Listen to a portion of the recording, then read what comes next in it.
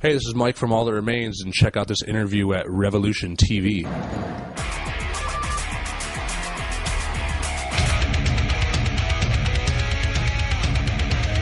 Hi, I'm Mike. I play guitar for All That Remains. Band from America. We're from Massachusetts, Western Mass, about an hour and a half west of Boston.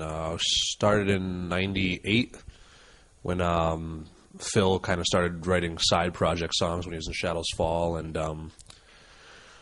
just been a band for over 10 years now, just touring and touring and touring. A lot of member changes, but, you know, such is life. So that's about it.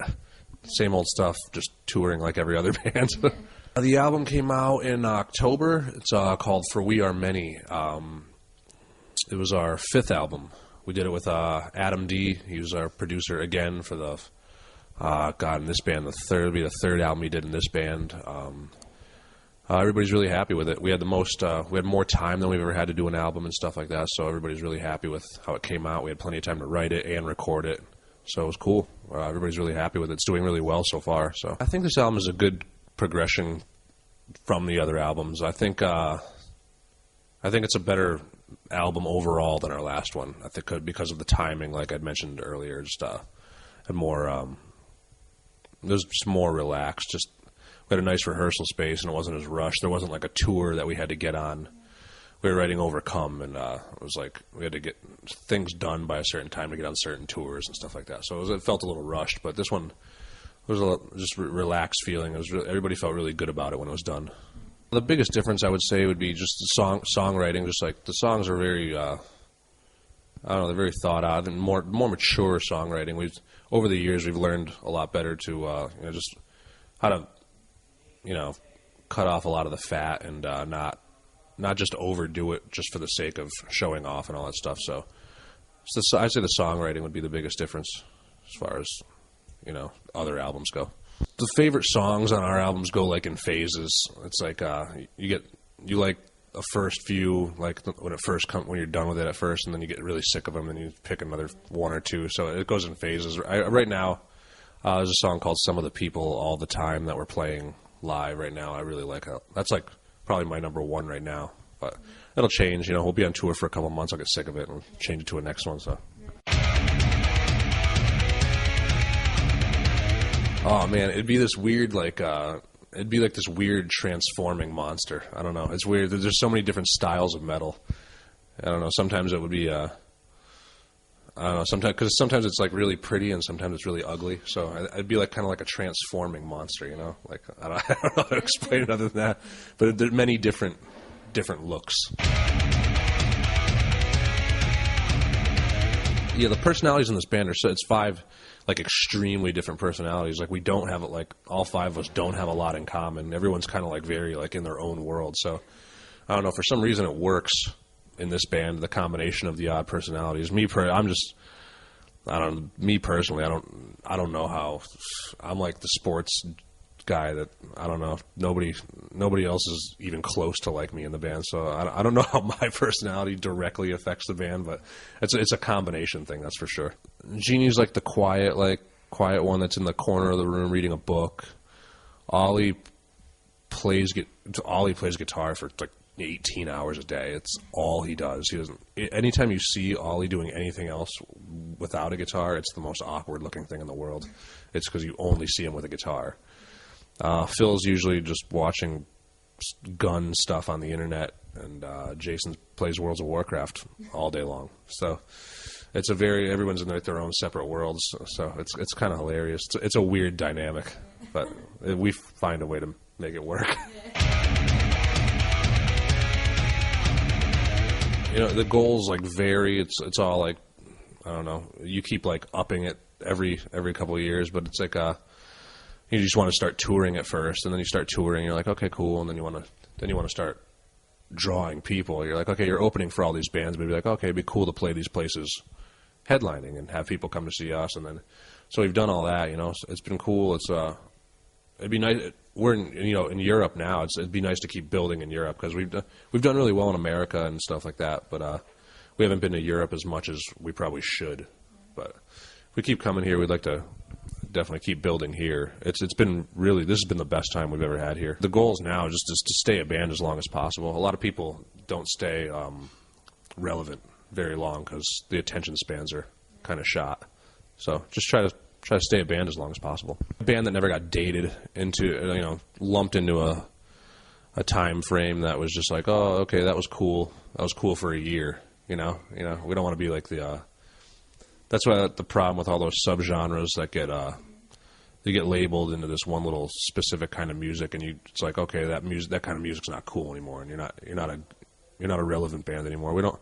It's just a metal band that, Metallica's been a metal band for 20, 30 years, so, and no one says like, oh, they're metal core and that was cool 10 years ago and it's not cool anymore, so we're just a metal band. Just want to keep playing. My favorite tour was probably we did the Rockstar Mayhem Festival the summer of 2009 in America. That was probably our favorite, just because it was just a really comfortable tour to do. It was just a lot of friends. It was just the shows were out of control. It was just one of those tours. It was just like it went by so fast. It was like a lot of tours drag, and like even 2 weeks seems like a really long time. But that tour was over a month, and it was just like you started and it was just done. It was awesome.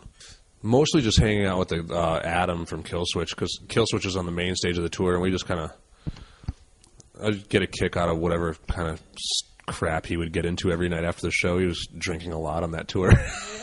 Yeah, our shows in America are a little bigger still, but the shows on this tour have been compared to America almost pretty even. So it's been really good, but it doesn't feel as different as you may think. You would think like, oh, you're playing in Massachusetts, but then you're like, oh, I'm playing in Scotland or Finland, and it's going to be like this crazy different thing. But it does pretty much feel the same. And even in Japan and stuff, like they're singing the songs live. They don't know English, but they're still singing the words of the song. So it mostly feels the same. It's the part it's besides the show that's like a little weird, trying to go to restaurants and you can't order food because they don't understand what you're saying. So that's the part that feels different, more so than the shows. Being in a band is everyone thinks it's like you're riding like a magic carpet to the show. You're just like time warping to the next show and everything. We have 17 people on our bus on this tour. It's people everywhere. It smells. It's awful. But it's not as it's not awful. It's not as glamorous as everyone thinks it is. It's cool. It's just you have to get used to it. If you can't handle, people's feet smelling and bad breath, and you're in trouble. The downloading music for free is terrible. That's literally ruining everything. Bands can't stay bands long enough because nobody's making enough money to stay a band. Nobody listens to albums anymore, which is a bummer because, you kind of turn it into like, if you have a song that ends up being kind of big, it's like, oh, you're the band that does that song, It's like a lot of people won't know the band until you say a song, and they go, oh, you're the band that plays that song, and it's just like, we're the 2 weeks band, So it's I don't know, the downloading thing, it'd be cool if they could like find a way to stop that, because it'd do a lot for good bands to stay bands. It sucks you make $5,000 a year playing music or something. You can't do that very long. You have to do real life at some point. So the downloading thing is bad. It's nothing I can do personally, but it'd be cool if they stopped it. I don't know who they is, but somebody figure it out. At any point, if we wanted to, we can go to the studio, write 2 or 3 songs, and then go release it on iTunes, and then go on tour, which a lot of rappers do already. They release a single, and then they go on tour for a few months on it. We release an album, we go on tour for a year and a half, which a lot of bands do, like rappers and like hip-hop and stuff like that. You write the big club single, and then you go perform for a couple months, and that's it. That can work too. So we'll see. I don't know. We'll see. Like, I don't see bands putting out albums very much longer, but you never know. Hopefully, I have no idea. We just want to stay a band one way or another. Music that people can remember, whether it's whether it's a melody in the music or melody in the vocals, it's just stuff that somebody hears and they go, oh, I want to hear that again. So when I started my old band and then when we started like this band, it was a lot of just like, oh, let's just, you show how you can play. You want to impress people with your playing, and you just go, okay, let's make sure we make this complicated and people are impressed that we can pull this off. And that doesn't always really work. We found Adam from Killswitch was a big deal as far as showing us that, and so just you can write a simple song and people, some of our biggest songs are some of the least complicated ones, so it's just, we just learned over the years how to make songs more memorable. Everybody can take, with music, you can take anything, any kind of music, any lyrics and stuff, and just you can just apply it to anything in your own real life, and even if the song is, even if the song's completely about something else, you can turn it into something that's going on with you. It's just anybody can take it and twist it and relate it to something they're doing, so it's easy, and that just creates, whatever's going through anyone's head. We're going to finish this European tour, go home for Christmas, and we're going on tour in America again in January with Buck Cherry, which is a weird tour for us. But yeah, people are freaking out because we're going on tour with Buck Cherry. People don't understand that if you keep playing for the same people all the time, you don't ever expand your fan base. So if we went on, we just did a tour with As I Lay Dying and Unearth, and it was an amazing tour.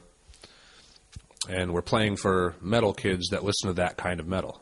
That's kids that already knew about us and kids that have already seen us. But they're going to come again because that's a good show, and they're going to have a good time, which is fine because those tours are really fun to do. You can't do those tours 8 times a year because you play to those kids over and over again, and then nothing happens and you don't grow as a band. So kids freak out because, you're going on tour with a rock band that's gay. What's wrong with you? You guys are selling out. And it's like, no, we're trying to stay a band longer and play for different people. You can't do the same As I Lay Dying and Unearth tour or Killswitch Engage or anybody. If we keep doing those tours over and over again, we're not going to stay a band because we're never going to have fans that stick around long enough. So we're going to do that Buck Cherry tour, and right from there we're going to Australia to do Soundwave, and then a couple shows in Japan at the end of that. We are the kind of heavy band that can play with hard rock bands. Cannibal Corpse can't go on tour with Buck Cherry. It's not going to work. But we have music that's, a wider range of, styles. So we can go on tour with Buck Cherry. We can go on tour with Cannibal Corpse. Not everyone's going to like us at both shows. We're aware of that. There's going to be kids in the back of the bar drinking or whatever. They're like, I hate this band, which is fine. But there's going to be new people there that wouldn't normally see you that go, oh, wow, now I know about this band and I like this band. So that's what you do. You can't please everybody. That's just the way it is.